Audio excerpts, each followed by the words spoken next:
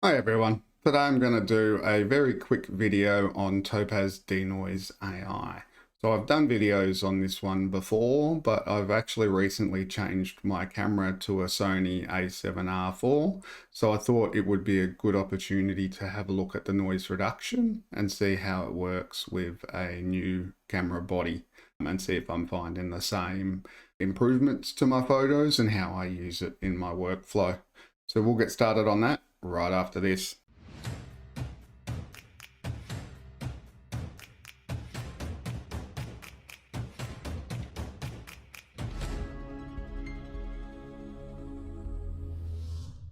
Today I'm going to do a quick run through of Topaz Denoise Ai, and I'm going to be looking at it with a photo that's been taken on the Sony A7R IV. Now this camera is a little bit different to the Nikon. Obviously it's a mirrorless as compared to the DSLR, but one of the biggest differences between the two cameras is a resolution jump. So the D6100 that I typically use is about 20 to 24 megapixels, whereas the Sony A7R IV is about 60, 61 or so. I'm going off memory here, but so it is a, 2, nearly 3 times jump in resolution. And whilst that's fantastic for, macro and wildlife, because you can crop in a lot more, one of the significant things that it does mean is that you do get a lot more noise. So this photo here is taken at ISO 1600, which isn't a really high ISO, but as you can see, it's, significant enough that there is a lot of digital noise in the background. So, that means that some sort of noise reduction is going to be required. And certainly you could use what's in Lightroom to do that. But my experience has been that it tends to be a little bit too global in the adjustment. So what I've done is I've opened this photo up in Topaz Denoise, same photo, same settings. And on the left-hand side is the before, and on the right-hand side is the after. So I'm just going to change the zoom a little bit. Let's change it to, I don't know, 75 or so. And you can see on standard, I've let it work this out. It's used standard. It has made a big difference. If you look over in this sort of background tree area, you can see a lot of digital noise.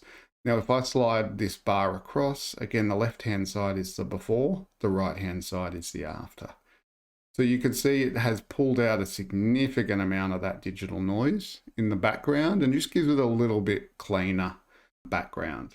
Now, it's certainly not perfect, and you'll notice there is still a bit of noise and things around this right-hand side, but it's certainly a lot better than what it was before. Now, again, this is on the standard settings. I could go to severe noise, and it would be a little bit more aggressive in trying to improve this photo. And you do see it has removed a little bit more of the noise than what was there before. But the flip side to that is that, sometimes that makes your image just a little bit too soft. It's better to get something than nothing, I suppose, but it's also a bit of a balancing act with this as well. If you remove noise to 100%, it's going to remove all of the noise, but it's going to introduce artifacts and things like that as well, and probably soften the image just a little bit too much. So, with any noise reduction, it is a little bit of a balancing act, but I think you can see from this, it has made a pretty significant difference. So I'm going to leave it on standard. I'm going to apply this, and then we'll have a look in Lightroom at the two different images and just have a look at the difference again. All right, so that's doing its processing. And now we have the two different images in Lightroom. So I'm going to bring them side by side. And you can see the left is the denoised version. The right is the original. So if I just move this across a little bit, you can see it has made quite a significant difference between the original and the final version.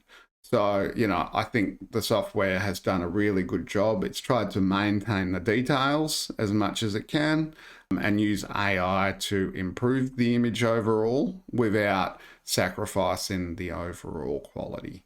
So, you know, I think this is a really useful part in the workflow, and it's certainly something that I use now pretty much on almost every photo, depending on the ISO. So most of my macro photos, most of my wildlife photos and things that I'm using, not just night ones, but day ones, I do feed through Topaz Denoise because that will certainly clean up the image overall. So I usually do this at the start of the image.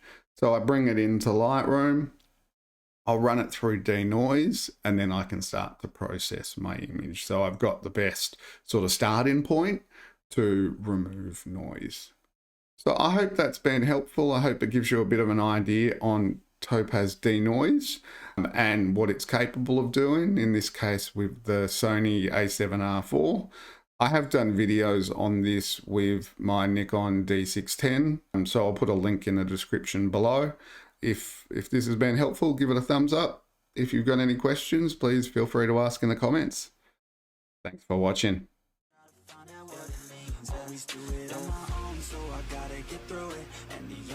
I know is to love what I'm doing. Never give up, never slow till I finally prove it. Never listen to the no's, I just wanna keep moving. Yeah, I put out all this art, it's my only medicine. Yeah, everything I do, I'm just being genuine. Yeah, I'm sick of being screwed, feel my own adrenaline. Yeah, I do just what I do, and I hope you let me in, yeah.